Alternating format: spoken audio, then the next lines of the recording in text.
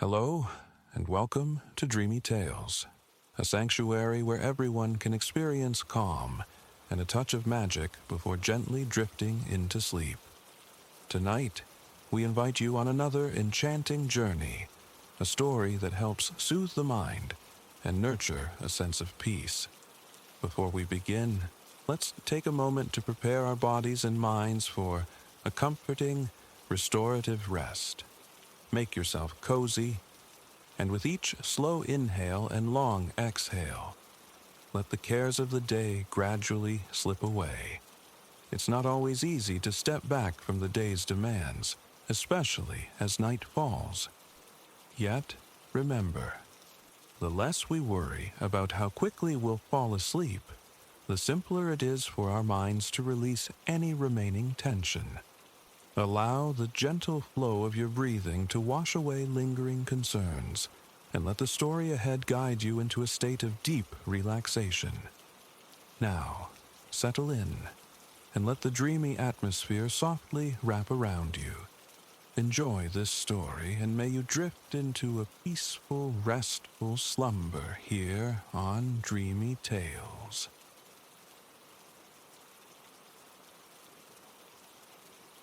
Ilara surfaced from sleep gradually, drawn upward by the faint, far-off cries of gulls and the gentle weight of early sun upon her face.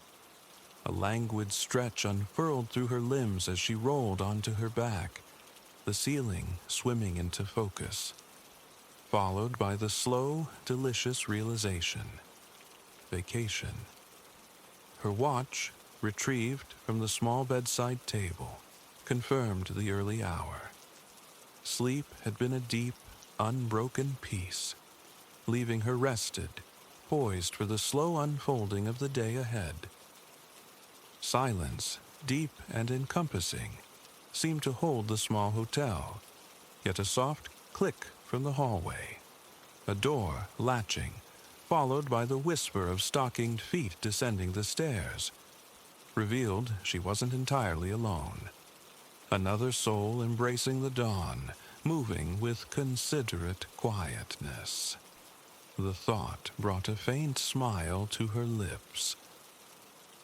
This hushed beginning felt perfect, serene. Swinging her legs over the side of the bed, she pushed back the cloud-like white comforter.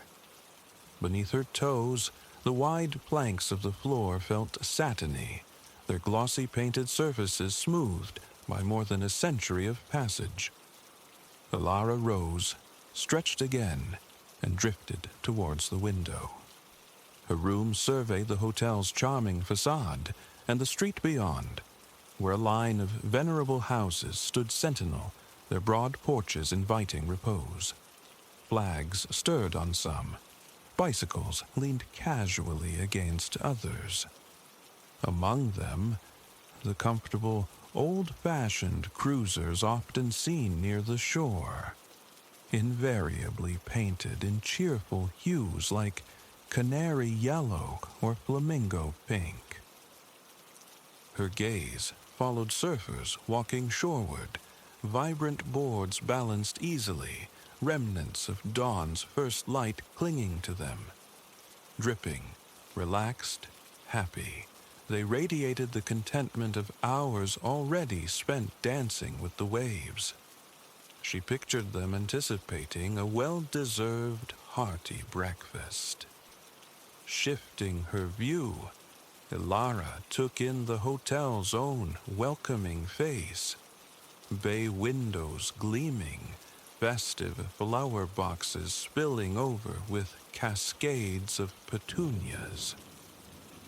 Rocking chairs dotted the porch, accompanied by small tables perfectly sized for a steaming mug or a sweating glass of lemonade.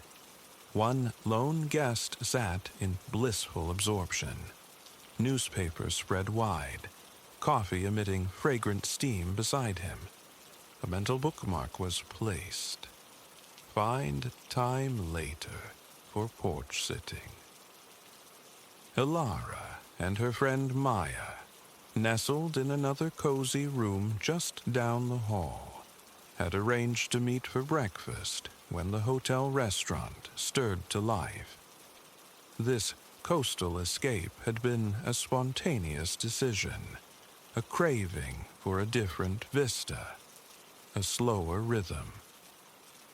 And now, breathing it in, Ilara knew this secluded enclave was precisely right. A sleepy haven comprising little more than the hotel, a tranquil neighborhood, and a simple roadside stand offering snacks, coffee, and necessities. The hotel itself was an elder statesman, rooted here long before the surrounding homes gradually materialized over decades. With the bustling city a mere 20-minute drive away, the clutter of shops and conveniences had never encroached. The hotel provided the essentials: umbrellas, chairs, beach toys. The restaurant offered sustenance, even packed lunches for the sand. What more could a visitor truly desire?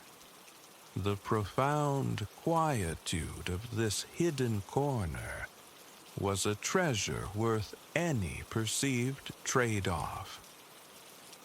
From her canvas weekender, Ilara retrieved her beach attire. The simple pleasure of dressing purely for leisure, anticipating breakfast in comfortable seaside clothes, felt wonderfully indulgent. She yearned to feel the warm sand yielding beneath her feet. The forecast promised flawless beach weather. Teeth brushed, hair loosely tamed, she laid her beach tote upon the bed. Her latest novel, sunglasses, lip balm, a water bottle, essentials gathered. With minutes still to spare before meeting Maya, she decided on an early foray downstairs for coffee. Picking up her key, attached to a diamond-shaped plastic fob bearing the room number, she stepped into the corridor, quietly securing the weathered white door behind her. The hallway floor mirrored her room's, painted white planks stretching the narrow length, lending the space a clean, luminous air. Staircases descended at either end. Between the room doors hung vintage prints, beachgoers from bygone eras in charmingly modest bathing costumes, an antique illustration of a lobster. Ilara chose the longer route, traversing the hall to the farther stairs and descending into the lobby. The front desk stood unattended, a small bell resting upon it for urgent needs. Since arriving, however, Ilara hadn't witnessed its use. Haste had no place here. Slipping into the well-appointed coffee station, she selected a mug, filling it with a dark, steaming brew from the dispenser. She drew a tentative sip, nodding as the robust, satisfying flavor bloomed on her palate. Good coffee. Only moments now until Maya would appear. Pushing open the screen door, Ilara ventured onto the spacious porch. The earlier reader had vanished, leaving the entire expanse to her. She settled into a wicker chair, placed her mug on a nearby table, and leaned back gently. Even at this hour, the air was balmy, kissed by a soft breeze that tugged at stray tendrils escaping her ponytail. She could easily drift off right here, linger all day, but the beach beckoned. Minutes later, the screen door creaked open again. Maya peered out. "Morning," she greeted. "Ready for breakfast?" Together, they navigated towards the hotel restaurant. A welcoming host guided them through to the screened porch flanking the building. Delightfully, they were shown to a cozy table for two bathed in morning sun. Their server poured ice water from a charming carafe, took their orders, and promised a swift return. While awaiting their food, the two friends studied a paper takeout menu, already plotting their beachside lunch. A tempting array unfolded: cold sandwiches, boardwalk classics like grilled cheese and hot dogs. Alara settled on a lobster roll with mayonnaise. Maya chose chicken salad. One of Alara's enduring beach day joys was the heightened flavor food acquired by lunchtime. Something about the sun, the salt air, the sand itself seemed to amplify taste. She eagerly anticipated that first bite of lobster roll after hours by the sea. As they ate, other diners gradually filled the surrounding tables. A family nearby recounted yesterday's beach exploits with cheerful animation. Other tables suggested couples on romantic retreats or old friends enjoying a weekend reunion. The atmosphere was universally relaxed, happy. Shorts, sun hats, and flip-flops were the prevailing uniform.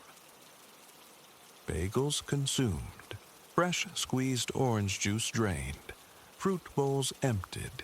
Alara and Maya pushed back their chairs, gathering their totes, ready. The short stroll to the water awaited. Passing back through the lobby onto the front porch, they availed themselves of the hotel's complimentary beach gear. Maya selected an umbrella. Alara chose two chairs slung conveniently over her shoulder via straps. Descending the front steps, they joined the gentle current of people meandering towards the surf. In this profoundly quiet neighborhood, sidewalks were superfluous. Residents simply emerged from their houses, making the easy 5-minute trek to the sand, carrying all they needed. Effortless. Alara marveled at the sheer proximity to the water. Their location transformed everything. Within moments, they stood at the top of the steps leading down to the sand, an inviting golden ribbon stretching before them. Low tide, mercifully. The beach offered its most generous expanse for now. Children, arriving with parents, instantly shed their sand toys and raced toward the water's edge. Their parents chuckled, scanning for spots high enough to remain safe from the incoming tide, at least until early afternoon. Alara and Maya followed their lead, observing the sand's texture. They planted their umbrella where the sand was dry and soft, not damp and packed smooth. Territory the tide hadn't recently claimed. Traveling light, just the two of them, their setup was swift. Umbrella staked, chairs angled towards the gently shimmering surf. Sinking into her seat, Alara released a profound sigh, closing her eyes. The rhythmic hush of waves drifted soothingly across the sand, punctuated by the occasional plaintive cry of a gull. A light breeze carried the invigorating scent, the elusive taste of salt. she wished she could freeze this moment. Perfection. For a spell, they sat in companionable silence, absorbing the wonder of the place. Then, easy conversation flowed for a while. Eventually, both Alara and Maya retrieved their novels, a silent pact made to lose themselves in printed worlds. Around them, other beach-goers settled into their own rhythms. A nearby family embarked on constructing an ambitious sand castle, their small children making tireless pilgrimages to the surf, buckets brimming with water for the moat. The sand's thirsty absorption mattered little. The fetching itself was joyous entertainment.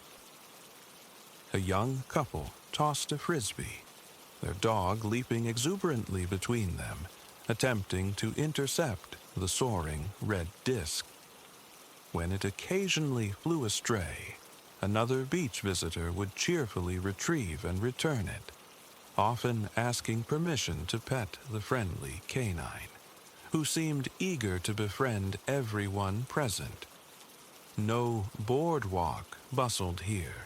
No advertising banners trailed from planes overhead. No traffic noise intruded. This beach felt like a precious, well-kept secret. In this languid fashion, time slipped away unnoticed. Alara wasn't sure how long she'd read before realizing the sun stood high and she'd drifted asleep, book resting open in her lap. Stirring, she glanced at Maya, who regarded her with a knowing smile over the top of her own book. The exact hour was irrelevant. Alara knew she was ready for that lobster roll. They opened their bag, unwrapping lunch with keen anticipation, tucking cold water bottles into the sand beside them, tearing open chip bags with a satisfying crinkle. The tide had crept closer since their arrival. Children, energetic hours ago, now sought the shade of parental tents and umbrellas, claiming midday snacks. Alara noticed a mother nearby, a baby sleeping peacefully across her lap. The sea air possessed a unique duality, refreshing yet profoundly soporific. The lobster roll and chicken salad sandwich were soon devoured. Both declared excellent.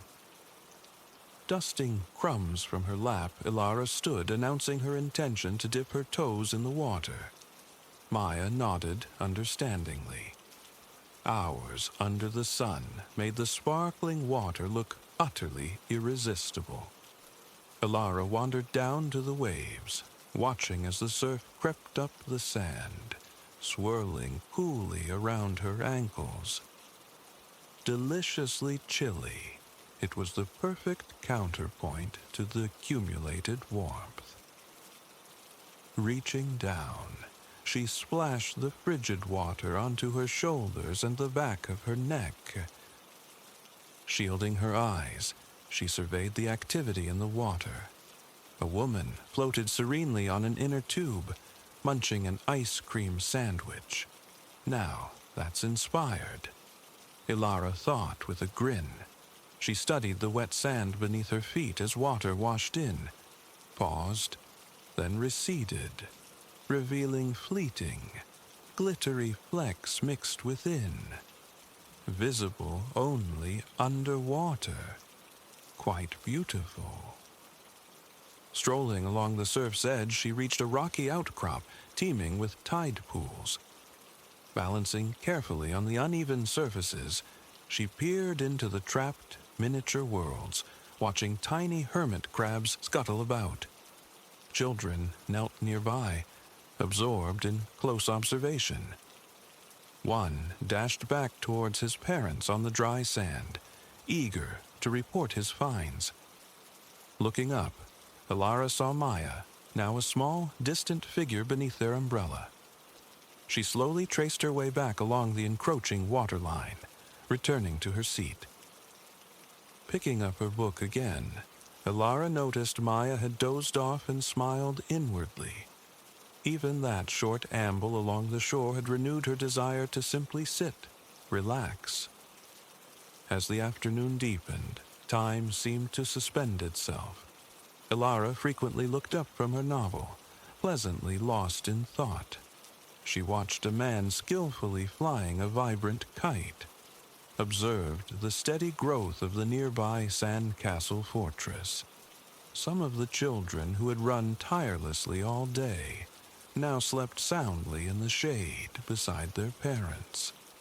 A few families began the slow process of departure, shaking sand from buckets, filling in holes, collapsing colorful chairs.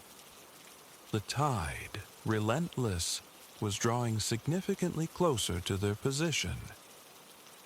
When Maya awoke, Elara confessed to feeling rather warm and, surprisingly, hungry again. Maya readily agreed it might be time to retreat to the hotel for a snack and to prepare for dinner. Gathering their belongings and the borrowed equipment, they slipped on their flip-flops and ascended the stone steps back to the street level. Activity hummed along the street now. Beachgoers streamed away from the water, yes, but yards brimmed with late afternoon life. At one sprawling home, a family engaged in a light-hearted game of croquet.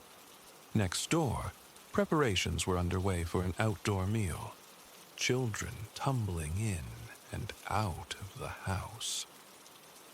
Some youngsters appeared freshly bathed and dressed for dinner. Others, still gloriously sandy in swimsuits, likely awaited their turn, chasing each other through the yard with dripping popsicles. Soon, Elara and Maya reached the hotel, gratefully depositing the umbrella and chairs on the porch.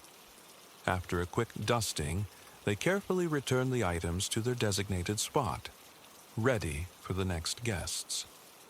Stepping into the lobby, they discovered a delightful surprise. Afternoon coffee hour was in full swing.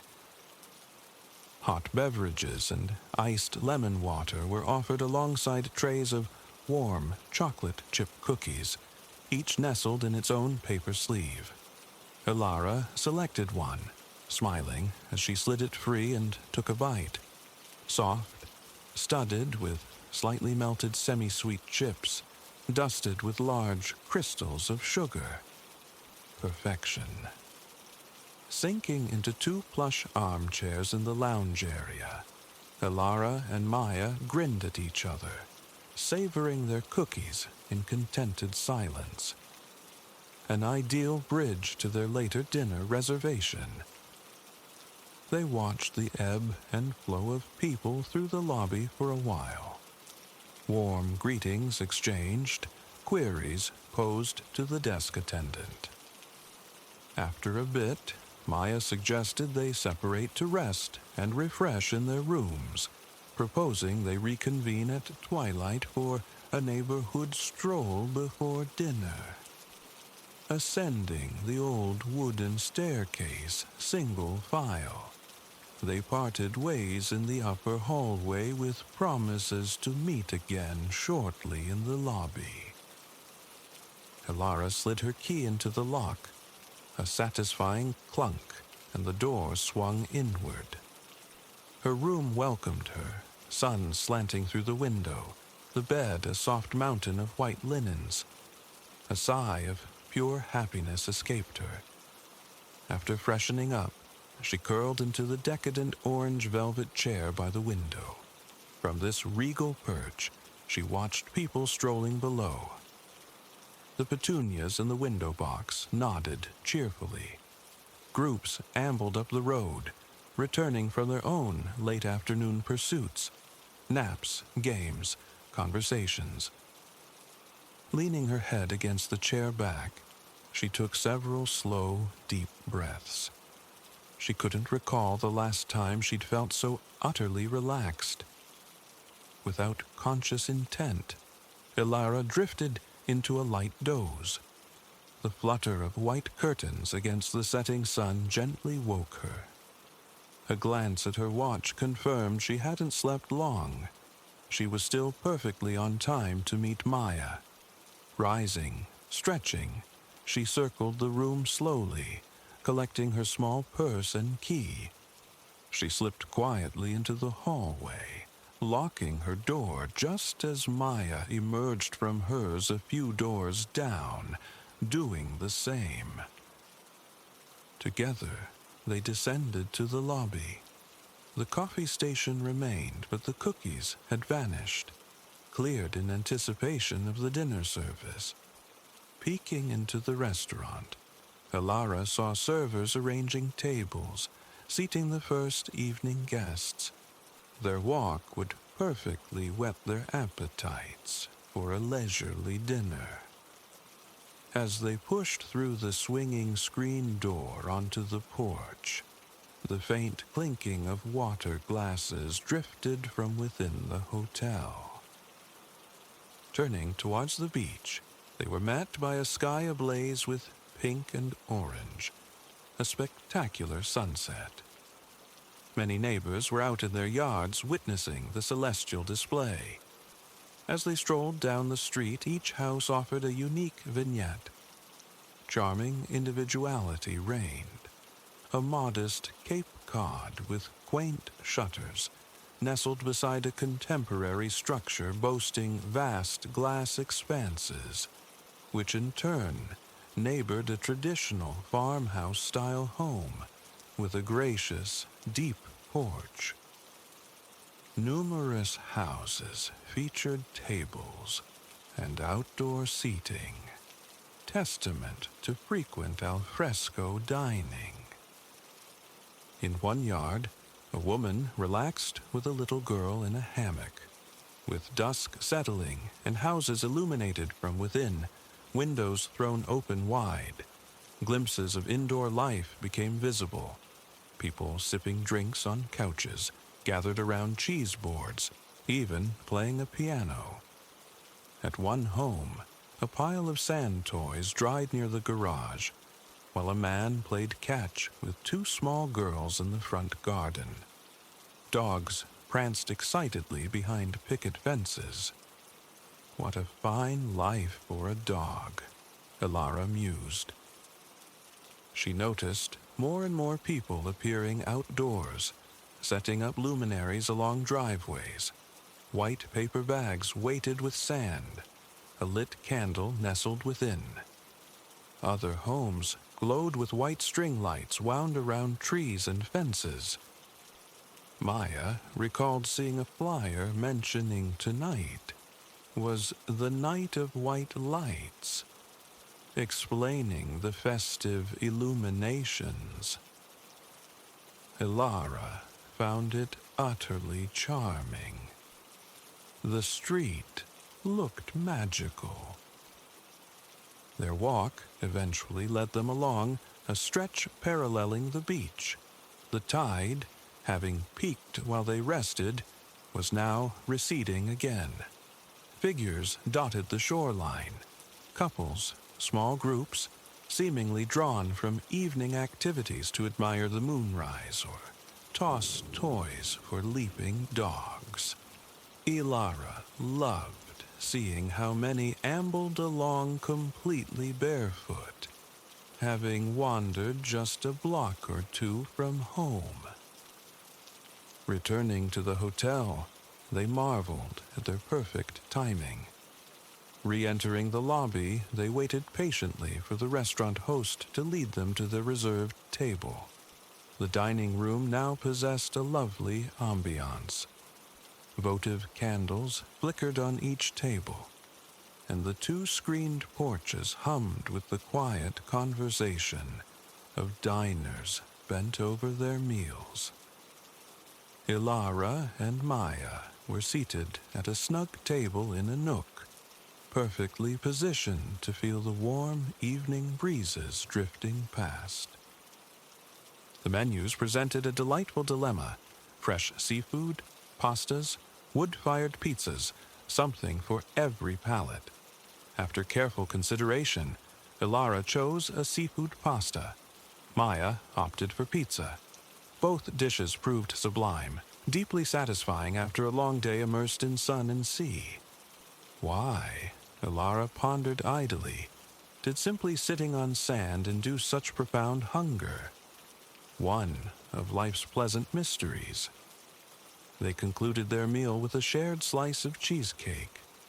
Ilara savored each mouthful, carefully sectioning small bites with her fork, relishing the dessert's rich creaminess. Cheesecake finished, they both admitted profound readiness for bed. Full, happy, and relaxed to their cores, they thanked their server and the host, then walked slowly back into the lobby. Only the nighttime desk attendant remained, clearing the last vestiges of the coffee service, preparing the station for morning's first light. She turned and smiled. "Good dinner?" she inquired warmly. They both nodded, affirming its excellence, and it truly had been. Ilara and Maya each poured a fresh glass of water from the dispenser before heading upstairs. Parting on the landing with quiet good nights, they knew this day would linger long in memory. Back in her room, Ilara sank gratefully into the embrace of her large, soft bed. Gazing around with appreciation, she reflected on the loveliness of the place. The balmy night allowed the windows to remain open, admitting the occasional murmur of conversation or the soft whir of a bicycle from the street below. Propping herself against a mound of white pillows, she angled her book into the golden circle cast by the bedside lamp.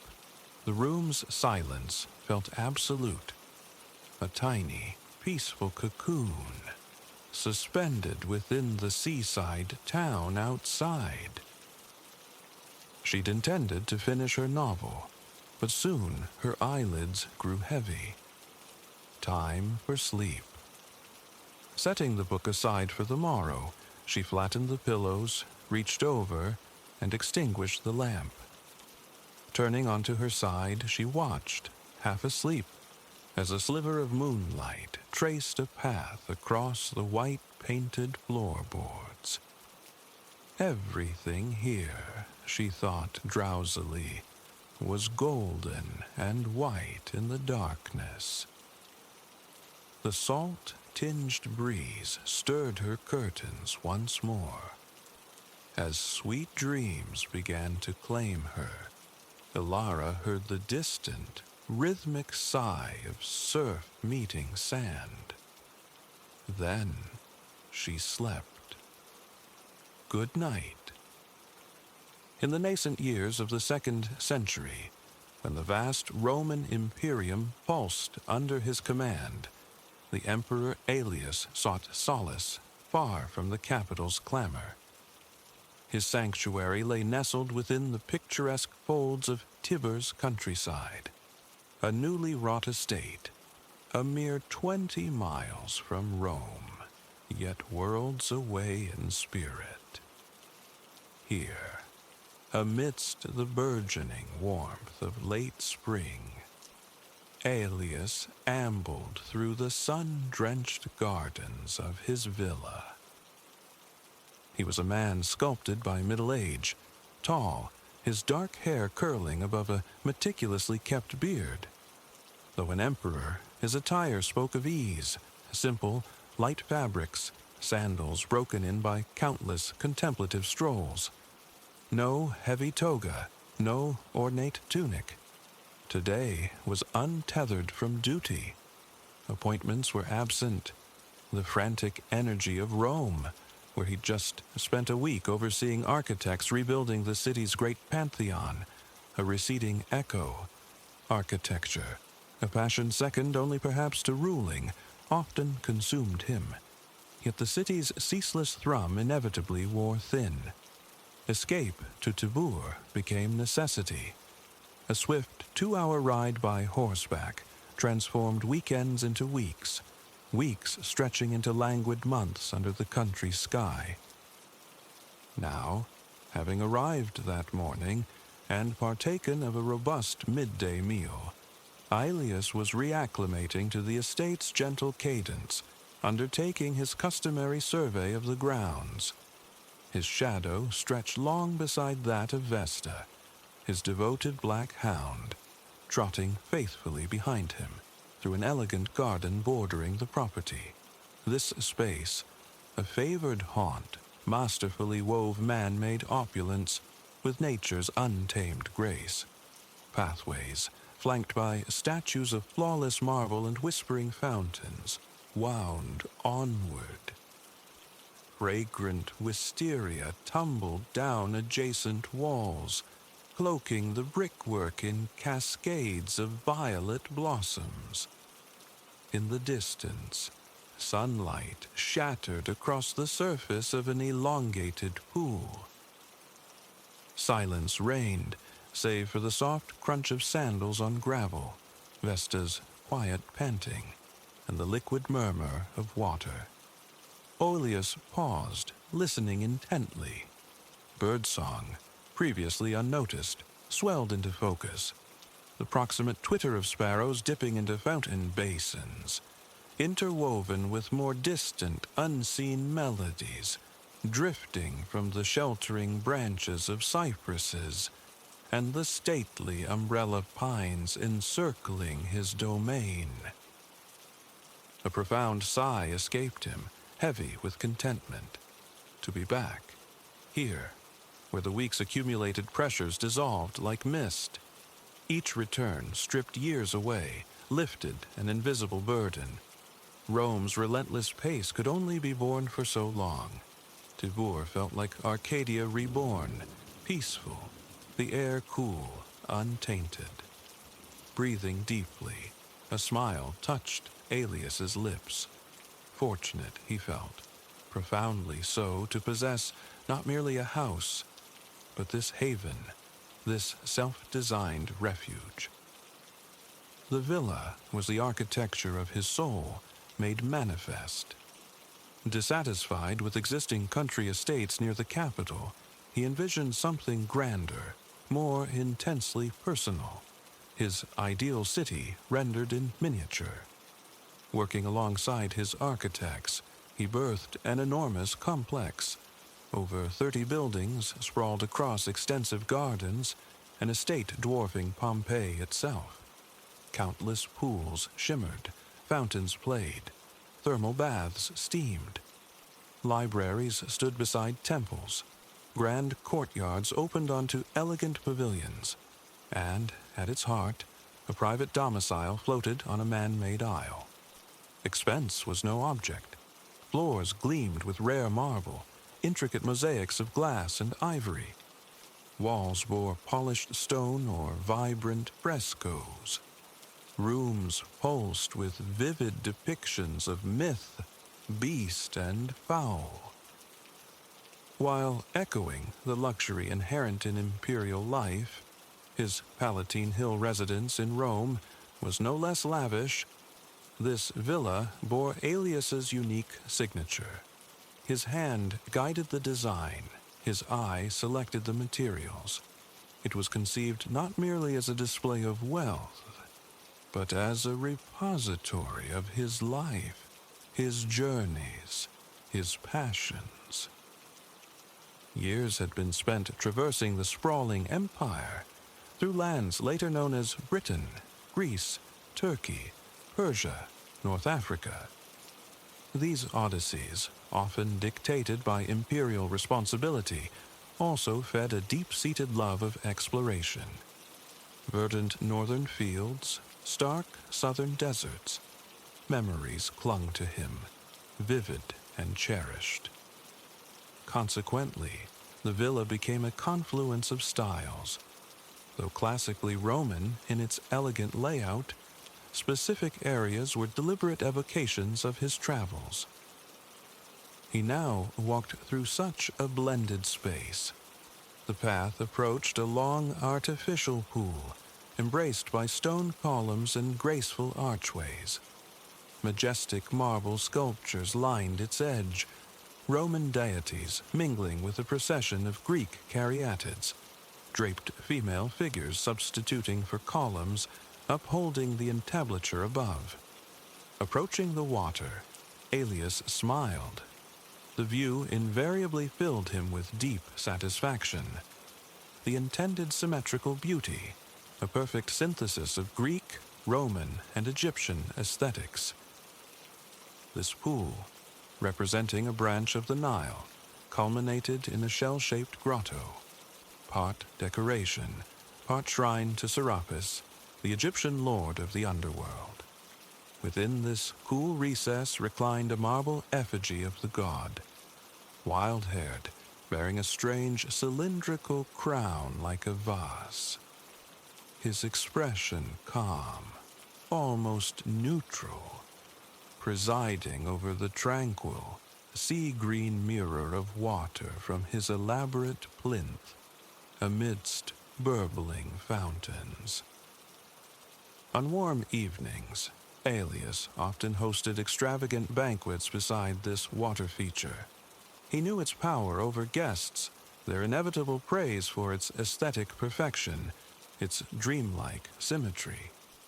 Yet for Aelius, its beauty resonated deeper, steeped in symbolism and recollection. It was meticulously crafted to recapture the atmosphere of places visited during long sojourns through North Africa and Greece. Athens, its architectural splendor and vibrant culture, remained a potent memory. Days exploring ancient streets, participating in local rites, often with his cherished companion, Lysander. They had met during Aelius's travels eastward, in Bithynia, and since then, their lives had been intertwined, traversing the empire side by side. Proximity to the villa's pool invariably transported Aelius back to those sunlit days in distant lands, Lysander near. Standing by the water's edge, time dissolved in a flood of happy remembrance.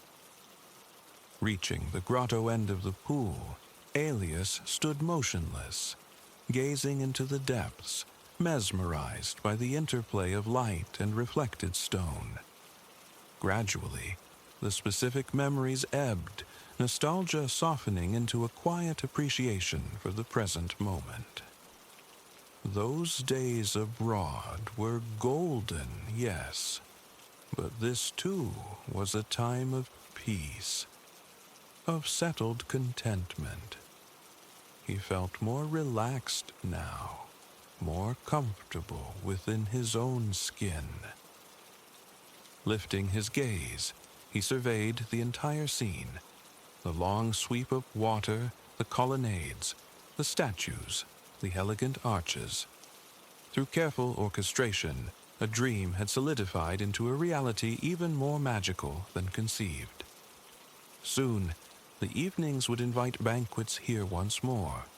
Tables would circle the pool, guests reclining near the water, dining beneath a silvered moon.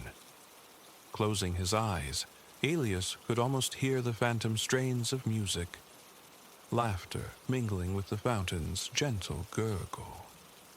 He anticipated these long, unhurried summer nights with Lysander and his closest confidants. Opening his eyes, he found Vesta seated patiently beside him. Time to move on. He knew the old hound was happiest in motion. Too aged for the hunt now, she still reveled in roaming the estate, exploring every garden nook. As Aelius turned back along the path, Vesta trotted ahead, nose glued to the earth, investigating every scent with profound concentration. He watched, amused by her fascination with seemingly ordinary patches of grass, stopping periodically to sniff one area with intense focus, as if deciphering complex olfactory messages. It struck him as curious, her utter indifference to the surrounding luxury, the sculptural marvels, the costly stone beneath her paws, unnoticed. Her world consisted of her master's presence and the narrative written in scents upon the ground. Any garden would suffice, anywhere, and she would be content. This simplicity was part of why Alias cherished dogs, their loyal companionship, their unconditional affection, and their potent reminder to find joy in the mundane. The villa's art and architecture were sublime, undeniably, but so too was this simple expanse of lawn. Alias inhaled deeply, drawing in the rich aroma of freshly cut grass. He couldn't discern Vesta's myriad smells, but this singular fragrance was enough. A scent of spring, yet it carried within it the promise of summer's fullness. These transitional moments held a unique beauty, spring yielding to summer, summer fading into autumn. Reflecting thus, breathing the garden's perfume, that sweet nostalgia returned, tinged this time with a gentle melancholy, untethered to any specific memory. Perhaps, subconsciously, it stemmed from an awareness of time's relentless passage, seemingly accelerating with age. It felt like only yesterday he'd noted this same seasonal shift, yet a full year had spun round. Next spring, the surprise would likely repeat. He recalled Virgil's famous lament, "Fugit irreparabile tempus." It escapes, irretrievable time. Now a common phrase, tempus fugit. Time flies. Encountering the expression as a young scholar, it had made little impact. Youth felt infinite then, days stretching endlessly. But the poet knew. Time had indeed flown for Alias. Ascending to the emperorship at 40 marked a watershed. The years since seemed to gallop. A positive sign, perhaps, he mused. Evidence of a life lived richly, packed with incident. Yet, the awareness also served as a valuable prompt. Slow down, savor moments like this. Continuing along the path, Alias found his steps slowing, his awareness heightening with each footfall, each sensation. The grassy scent, the sun's gentle warmth on his neck. Vesta glanced back, tail questioning, likely impatient with his languid pace. An affectionate pat on her head, and he quickened slightly, heading towards the residential heart of the estate. Emperor and Hound passed a grand thermal bath complex, traversed smaller gardens and courtyards, numerous as thoughts. Finally, they reached a colonnaded porch, the threshold to their destination, Alias's private island. Here stood a substantial house, a villa within the villa, boasting over 30 rooms, bedchambers, library, study, a compact bath suite. This luxurious edifice occupied the entirety of its artificial island, encircled by a shallow moat. Access was via a retractable wooden drawbridge. Though usually down, Alias cherished the option of raising it, sealing himself off entirely for study, relaxation, or undisturbed sleep. The island was a childhood fantasy realized. Squabbling with his sister, shirking tutors, young Alias had yearned for such an escape. Not just a room, but an island fortress, admission by invitation only, or often by none at all, his own small kingdom for peace and privacy. In boyhood dreams, it was a craggy rock lashed by a blue ocean. Reality differed, yet gazing now at the splendid house, its white marble luminous in the sun, contentment washed over him. Never, as a child, could he have imagined conjuring such an island from his own designs. Alias stepped onto the wooden span, Vesta close behind. Crossing, his gaze dropped to the moat, catching the silver flash of a fish darting beneath the surface. One of many fish ponds dotting the grounds, their inhabitants offered a soothing presence. He often paused to watch them glide among the reeds. Perhaps the next project, an indoor pool, an aquarium filled with vibrant exotic fish. Maybe space in a bedchamber. He'd consult the architect soon. A perpetual dreamer, a constant planner. Ideas always simmered. Beyond the bridge, they entered the villa's grand entrance hall. An elaborate marble frieze depicting ships and sea creatures adorned the walls. Intricate mosaics patterned the floor. Their footsteps, echoing on the tiles, were the only sound. No servants bustled here.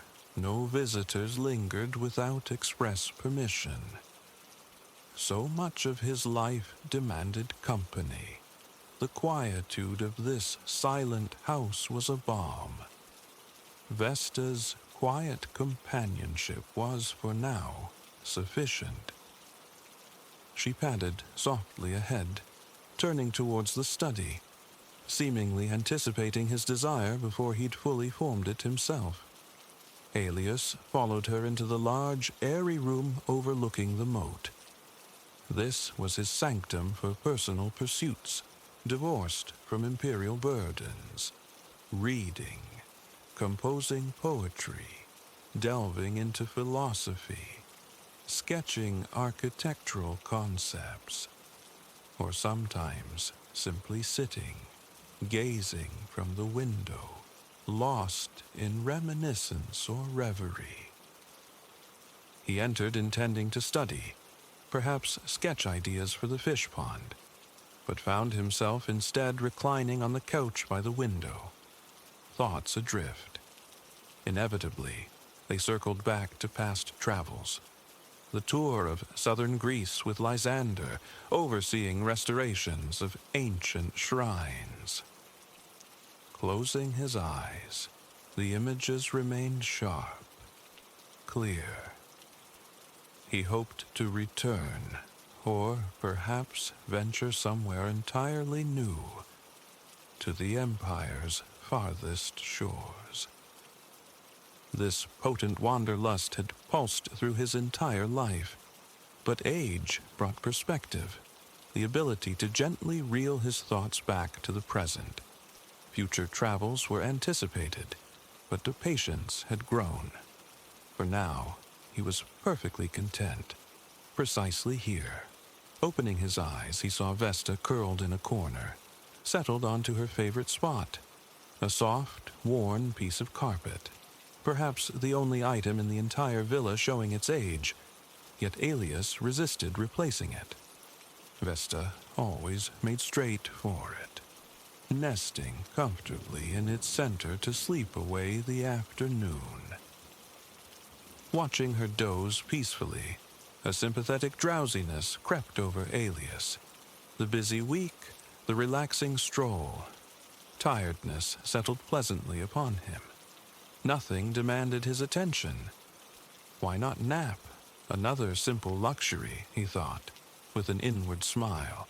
Perhaps another sign of encroaching age. Rearranging the cushions, he lay back, closing his eyes. A deep inhalation, and he felt mind and body surrender to stillness. The room was cool, profoundly silent. Only Vesta's quiet snores, a soft rhythmic counterpoint to his own steady breathing. Slow, deep breaths, finding their natural cadence, guiding him gently toward slumber. Thoughts of villa and voyages past and future began to blur, fading into the quiet background.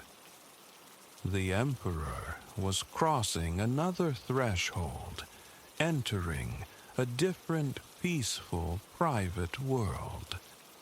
The sovereign realm of sleep.